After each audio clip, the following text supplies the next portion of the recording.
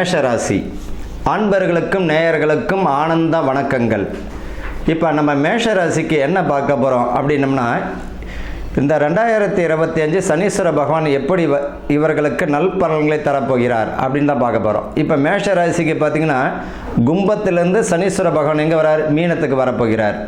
அப்போ விரயச்சனியாக அவர் ஆரம்பிக்கிறார். விரயச்சனிக்குடைய 12ஆம் இடத்துல, ராசிக்கு 12ஆம் இடத்துல அவர் வருகிறார். இப்போ குருவும் இருக்கிறார். அப்போ 5ஆம் மாதம் மே மாதம் வரைக்கும் குரு பகவான் எங்கே இருக்கார்? ரிஷபத்தில் இருக்கார். 5ஆம் மாதத்திற்கு இந்த மே மாதம் அவர் குரு பகவான் எங்கே போகிறார்? மிதுனத்துக்கு போகிறார்.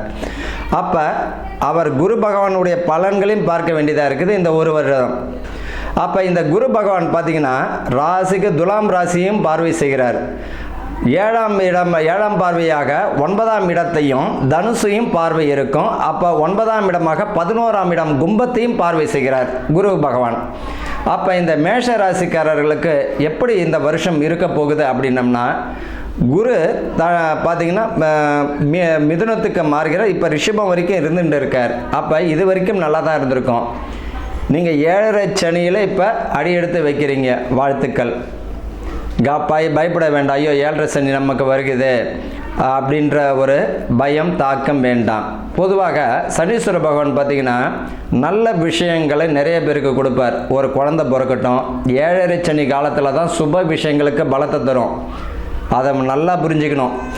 என்ன செய்யும் அப்படின்னு பார்த்திங்கன்னா, இந்த 7.5 வருஷம் 7.5 சனி, அஷ்டம சனி, அர்த்தாஷ்டம சனி, கண்டக சனி, இந்த காலகட்டங்களில்தான் பார்த்திங்கன்னா வீடு கட்டுவார். திருமணத்திற்குரிய யோகம், தொழில் வித்தைகளை கற்றுக் கொடுப்பார்கள். நிறையா பேர் பார்த்திங்கன்னா எதுவுமே எந்த தொழிலுமே அமையாமல் இருக்கும். புதுசாக ஒரு தொழிலை என்றாவது கற்றுக் கொடுப்பார். சுப விரயங்கள், குழந்தை இல்லாத தம்பதியருக்கு இந்த காலகட்டங்களில் தான் சுப காரியங்களுக்கு பலத்தை தருவார். யாருக்கு பாதகமாக தருவார் அப்படின்னும் பொழுது அது தனியாக அவர்களுடைய சுய ஜாதகமும் இருக்குது. அதை பார்த்துக்கணும். இந்த காலகட்டத்தில் பார்த்திங்கன்னா இந்த மேஷ ராசிக்காரர்களுக்கு 12ஆம் இடத்துல விரயச்சனியாக இருக்கும் போது சுப விரயமாக தான் இருக்கும். பயப்பட வேண்டாம். 7.5 சனி காலமாச்சே, எதை நடக்க போது அப்படிலாம் ஒன்றும் இல்லை. பயப்பட வேண்டிய அவசியமும் இவர்களுக்கு இல்லை. காரணம் என்ன அப்படின்னம்னா, உங்களுடைய ராசிக்கு 7ஆம் இடத்தையும் பார்வை செய்வார் குரு பகவான். அது ஒரு சுப பார்வையாக தான் இருக்கும். பயப்பட வேண்டாம். அப்போ மனைவி வழியில் இவர்களுக்கு நல்ல காலம் பிறக்க போதுன்னு தான் எடுத்துக்கணும். யார் வழியில்? மேஷராசிக்காரர்கள் உங்கள் குடும்பத்தை மட்டும் நீங்கள் பாருங்கள். உங்களுடைய மனைவி மக்களை மட்டும் பாருங்கள். தேவையில்லாத விஷயங்களை தலையிட வேண்டாம். ஒரு வேலை செய்கிறீங்கன்னா 1க்கு 1000 முறை யோசித்து செய்யுங்க. மாணவர்கள் பார்த்திங்கன்னா படிப்பில் பார்த்திங்கன்னா திறம்பட என்னென்ன குரு நல்ல நிலையில் இருக்கும்போது 7ஆம் இடத்தையும் பார்க்கிறார், தனுசையும் பார்க்கிறார், கும்பத்தையும் இந்த மேஷராசிக்காரர்களுக்கு பார்வை செய்யும் போது மாணவர்களுக்கு படிப்பில் நல்ல ஒரு முன்னேற்றமான சூழ்நிலை. படிப்பெல்லாம் எந்த டிஸ்டர்பும் பண்ண மாட்டார். உங்கள் வேலையை மட்டும் பாருங்கள். கூடா நட்பு கேடு தரும். தேவையில்லாத விஷயங்களில் தலையிட வேண்டாம். கூடா நட்பு கேடு தரும். நிறைய பேர் பார்த்திங்கன்னா இந்த காலகட்டங்களில் தான் சனீஸ்வர பகவான் 12ஆம் இடத்துக்கு வருகை செய்யும் போது தான் தேவையில்லாத சிக்கலில் போய் மாட்டிக்கிறது. கூடா நட்பு கேடு தருன்னு சொல்கிற காரணமே அதுதான். உங்கள் வேலையை பாருங்கள். திருமணம் ஆன தம்பதிகளாக உங்கள் மனைவி, உங்களுடைய பிள்ளைகள், இதாங்க பரிகாரம். அதே போல் மாணவர்களாக உங்கள் படிப்பை பாருங்கள், உங்கள் வேலையை மட்டும் பாருங்கள். உத்தியோகர்கள் உங்கள் வேலைக்கு போங்க, வாங்க. உங்களுக்கு உரிய பொறுப்புகளை நீங்கள் திறம்பட செய்தாலே போதும். அதை செய்கிறேன். இந்த கூட்டு சேர்க்கை, கூட்டு கர்மான்றோம் பாருங்கள். சஞ்சித கர்மா, பிராப்த கர்மா, அகாமிய கர்மா. இங்கே பார்த்தீங்கன்னா இந்த மேஷ ராசிக்கு கூட்டு கர்மா. நான் இது வரைக்கும் தனிப்பட்ட முறையில் அவர் தொழிலில் லாபமாக நஷ்டமாக ஊற்றின்னு இருப்பார். புதுசாக ஒருத்தன் வருவான், இதை விட இது பெட்டராக இருக்குமே, ஏன் இதில் சேரலாமான்னு. அவர் ஒர்க்கிங் பார்ட்னராக இருப்பார். இவர் தான் முதல் போடணும், புரிஞ்சுக்கணும். அவர் ஒர்க்கிங் பார்ட்னராக இருப்பார். முதல் போடக்கூடிய அவசியம் யார் வரும்? இந்த ராசிக்காரருக்கு வருவார். அப்போ என்ன பண்ணுவார்? இவர் கடனை உடனே வாங்கி முதல் போடுவார். லாஸ் ஆகிட்டோன்னா அவரை பாதிக்காது, இவரை மட்டுமே பாதிக்கும். பொறுப்பு யார் ஆகிடுவார்? இவர் ஆகிடுவார். தேவையில்லாத விஷயங்கள்லாம் கடனை வாங்கி மனைவியோட போன நகை, அது நகை, இதெல்லாம் வச்சு தும்சமாக்கி விட்டுருவார். கடைசியில் பிரயோஜனம் வருமானா? நிச்சயமாக வராது.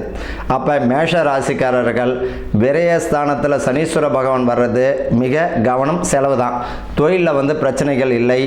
அதே போல் தொழிலாளர்கள் பார்த்திங்கன்னா நல்ல ஒரு முன்னேற்றமான சூழ்நிலை. மாணவர்களுக்கு பார்த்திங்கன்னா நல்ல ஒரு மதிப்பெண் பெறக்கூடிய அமைப்பும் உண்டு. இது வரைக்கும் வேலையே கிடைக்கல. அதே போல் வேலையே கிடைக்கல என்றவங்களுக்கெல்லாம் புதிய முயற்சிகளை வேலை கிடைக்கக்கூடிய வாய்ப்புகள் 100% உண்டு. நிறைய பேர் சொல்லுவாங்க, அது என்னங்க இப்போ 7.5 சனி வரப்போது, குரு பார்த்திங்கன்னா ராசிக்கு 3ஆம் இடத்துல குரு வருகிறார். ஒரு விஷயத்தை புரிஞ்சுக்கணும். ராசிக்கு 3ஆம் இடத்துல குரு வரார் மேற்கு. அப்புறம் இப்போ ராசிக்கு 2ஆம் இடத்துல தானே இருக்கிறார், அதை புரிஞ்சுக்கணும். இப்போ ராசிக்கு 2ஆம் இடத்துல இந்த 5ஆம் மாதம் வரைக்கும் இருப்பார். அதற்கு பிறகு 3ஆம் இடமா மாறுறாரு மிதுனத்துக்கு. அப்போ அங்கே இருந்து துலாமையும் பார்ப்பார். 5ஆம் பார்வையாக 7ஆம் பார்வையாக 9ஆம் பார்வையாக அவர் எங்கே பார்க்குறாரு? துலாமை பார்ப்பார், தனுசை பார்ப்பார், கும்பத்தை. அப்போ சுபத்துக்குரிய விஷயம் வருதா? மனைவி வழியில் யோகத்தை கொடுக்கும், பிள்ளைகள் வழியில் யோகத்தை கொடுக்கும். அப்போ தான் பூர்வீக சொத்து, தந்தை வழி சொத்தை தாத்தா வழி சொத்தை கேட்காமலே உங்களுக்கு கிடைக்கக்கூடிய வாய்ப்பு உண்டு. அதை கவனமாக சண்டை சச்சரவு இல்லாமல் வாய் வழியில் பேச்சுவார்த்தையில் முடியக்கூடிய சந்தர்ப்பங்களும் தந்துடும். இதுதான் இந்த விரயச்சனியினுடைய சுபத்திற்குரிய விஷயமா இருக்கும். உங்களுடைய வேலைகளை இந்த 2.5 வருஷத்தில் உங்களுக்கு அற்புதமான காலம்தான். அதே நேரத்தில் கவனம் தேவை. இதில் பொறுத்த வரைக்கும் அதே போல் இந்த மேஷ ராசிக்காரர்கள் பெரும்பாலும் பார்த்தீங்கன்னா 5ஆம் இடமா உங்களுக்கு 5ஆம் ஸ்தானமாக யார் வரார்? அங்கே ராசிக்கு பார்த்தீங்கன்னா சிம்மத்தை வருகிறார். இவர்களுக்கு பார்த்தீங்கன்னா மேக்சிமம் பார்த்தீங்கன்னா காவல் தெய்வத்திற்குரிய ஸ்தானத்தை தான் வரும். இந்த மாதிரி இருக்கார். உங்களுக்கு என்ன தெய்வத்தை வரும்? குலதெய்வமாக பார்த்தீங்கன்னா காவல் தெய்வத்திற்குரியது வரும். அதே போல் சிம்மம் வீடு அப்படின்னா 5ஆம் இடம் பூர்வ புண்ணியம் இல்லை, குலதெய்வத்திற்குரிய இடம். அங்கே சிம்மம் யார்? இந்த பூரம் மகம் உத்திர நட்சத்திரம் அப்படின்னு இருக்கும்போது இந்த சமயபுரம் மாரியம்மனுடைய நட்சத்திரம் என்ன? மகம். அதனால தான் அவளுக்கு மகமாயின்னு சொல்கிறோம். அப்போ பூரம் மகம் சிம்மம். அப்போ பூர்வ புண்ணியம் இவர்களை பொறுத்த வரைக்கும் மிக அற்புதமாக இருக்கும். கவலைப்பட வேண்டாம். குலதெய்வங்களோட அருள் பாலிக்கும். குலதெய்வத்தை வழிபாடு செய்தாலே போதும். உங்களுடைய வேலைகளை மேஷ ராசிக்காரர்கள், உங்களுடைய குடும்பத்தை நீங்கள் பாருங்கள், உங்களுடைய வேலையை நீங்கள் பாருங்கள். ஆக மொத்தத்தில் இந்த 2025 பார்த்தீங்கன்னா இந்த 2.5 வருடமும் இந்த சனி பயிற்சியில் இவர்களுக்கு மேஷ ராசிக்காரர்களுக்கு முன்னேற்றம் கூடிய கவனமுடைய ஒரு அற்புதமான நாள். வாழ்க வளமுடன்.